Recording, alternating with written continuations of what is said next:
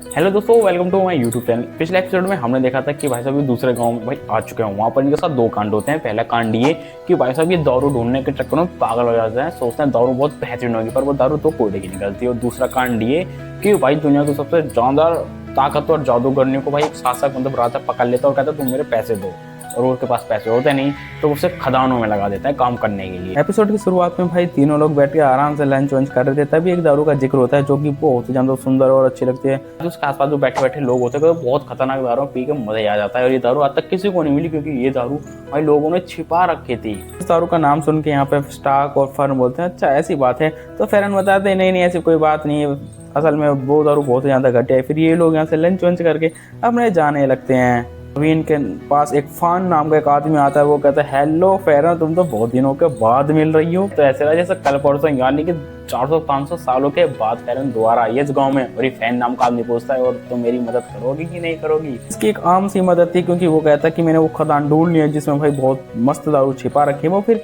अपने साथों से उस खदान में ले जाता है और कहता है मैंने बहुत मेहनत करके इस खदान को ढूंढा है, पर मुझसे इसका गेट नहीं खुला जिस गेट पर भाई मंत्र जमे लगे हुए हैं। तभी फर्न पूछती है क्या ये पूरी खदान तुमने खोदी? तो भाई फैन नाम को छोटा सा आदमी कहता है हाँ मैंने खोदी। भाई मानना पड़ेगा ये छोटे कद के लोग होते हैं भाई बहुत साल जीते हैं। मतलब ये एक दूसरी प्रजाति है जिसे कहते हैं, क्या कहते हैं इसे, मैं तो भूल गया, मतलब यार याद नहीं आ रहा। वो प्रजाति बहुत ज्यादा जीती है, एग प्रजाति सबसे ज्यादा जीती है।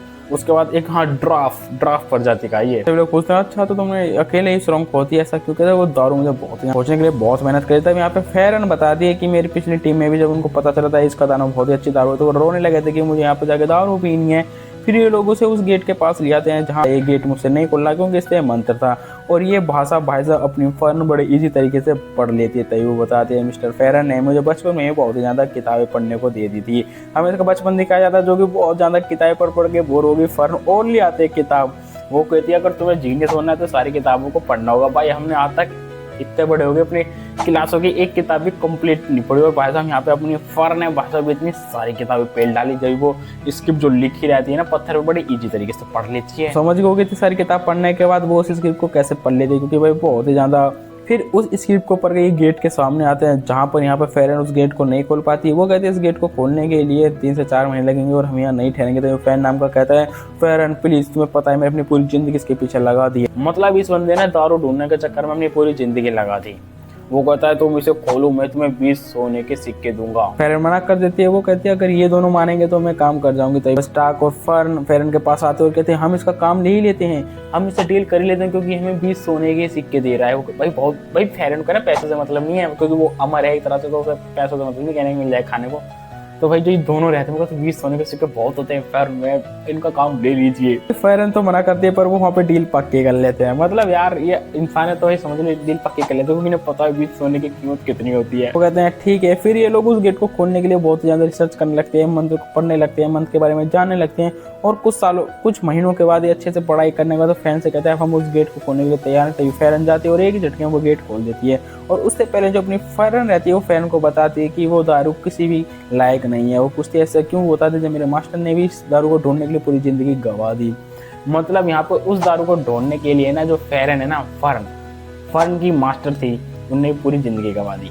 फिर वो फर्न को बता दिए क्या हो जब तुम एक चीज के पीछे पागल की तरफ पड़ जाए और वो चीज जब तुम्हें मिल जाए और उसका स्वाद एकदम घटिया हो तो तुम्हें कितना बुरा लगेगा। भाई ये तो बहुत बुरी चीज है, तुम किसी चीज के पीछे जिंदगी भर पड़ जाओ और वो चीज तुम्हें मिल भी जाए और उस चीज का स्वाद इतना घटिया हो ना कि बस तुम्हें बेकार। तो भाई जो अपनी फेरन की मास्टर थी उसे भाई वो दारू ढूंढते थे सालों में, और वो दारू जब पीती है बिल्कुल घटिया निकलती है। मतलब फेरन को पता है वो दारू घटिया है एकदम, पर वो ये सारी चीजें है ना बता रही थे अपने फर्न को। बता दे मुझे बहुत ही ज्यादा दुख हुआ। फिर यहाँ पर वो फेरन मंत्र पढ़ के उस गेट को खोलती है। भाई जो छोटा फैन नाम का सदस्य था बहुत ज्यादा खुश हो जाता है। वो भाग उस गेट के अंदर जाता है और वो देखता है यहाँ तो बहुत सारी दारू ही रखी हुई है। ये पक्का एकदम नशेड़ी है साला, दारू के चक्कर में पूरी जिंदगी दाव लगा दी। भाई देखो हर चीज का अलग अलग शौक होता है भाई, मुझे खुद ही नहीं पता मेरा शौक क्या है। अंदर जाते एक दारू की बोतल उठाता है और जैसे ये घूंट मारता है उसे पता चल जाती है कि ये कितने बेसुआद दारू है।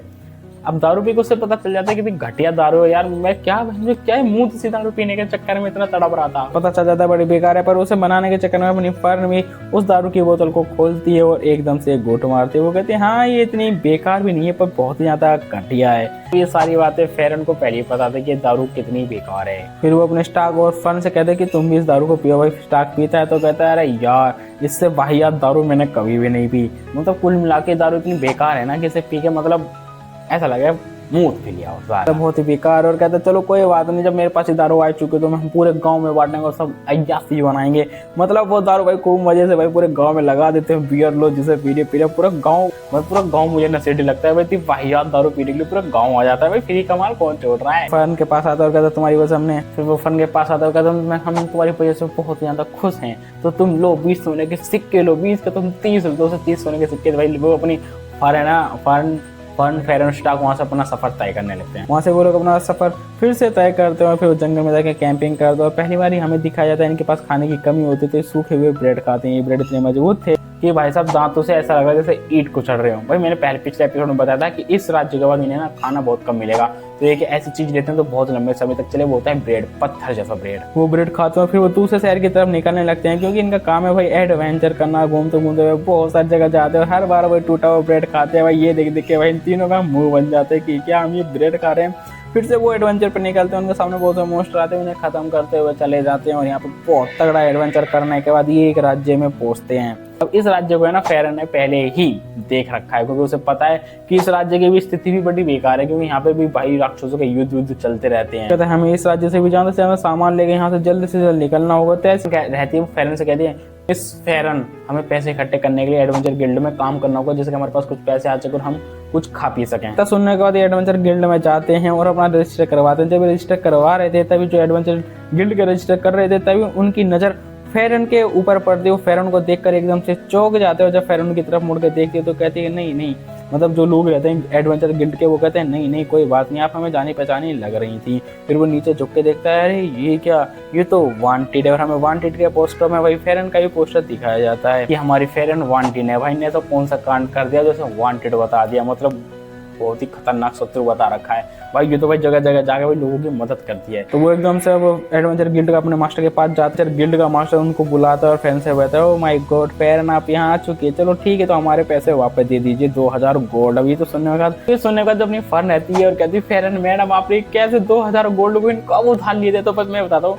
जो भी फेरन है उन्होंने भाई जो पिछली टीम था उसके साथ आए थे ये लोग और 2000 गोल्ड यहाँ से इन्होंने लिए थे, क्योंकि भाई ने आगे पैसों की जरूरत थी। पर जो कागजात में लिखा था ना कि इन्हें पैसे वापस करने हैं वो पिछले एडवेंचर मास्टर ने से नहीं बताया था, तो इसलिए वांटेड कर दिया कि लड़की झामेली से उठा के यहाँ लिया क्योंकि उस पर 2000 गोल्ड का कर्जा है। वही सुनने के बाद फेरन तो पागल हो जाती है, पर यहाँ पे फर्म बताती है कि हाँ हमने लिया था पर पर्चे में लिखा था कि उसे वापस करना है। तभी वो एडवेंचर गिल्ड होता है तो तुम्हें वो वापस तो करने होगी। फिर फेरन के पास जितनी भी इनकम थी और वो सारी की सारी उसे दे देती है। और यहाँ पे फेरन को लगता है कि इनकम 2000 गोल्ड से भी कहीं गुना ज्यादा है, तो एडवेंचर गिल्ड कहता है इसमें चिल्लड़ बहुत सारा है, उसे चिल्लड़ को लोगों बहुत सारी कीमत बन रही है। तो यहाँ पे पता है फेरन क्या बोलती है, फेरन जोश से बोलती है सारा का सारा चिल्लड़ तुम रख लो, हमें छुट्टे की जरूरत नहीं है। पर जभी वो कहता है कि ये जो तुमने इतने पैसे लाए हो ये मेरे पैसों का एक चौथाई भी कंप्लीट नहीं कर पा रहा। मतलब यार 2000 गोल्ड कॉइन इनके पास से 50,000 गोल्ड कॉइन थे, मतलब 2000 गोल्ड को कर्ज था और अपनी फेरन का 50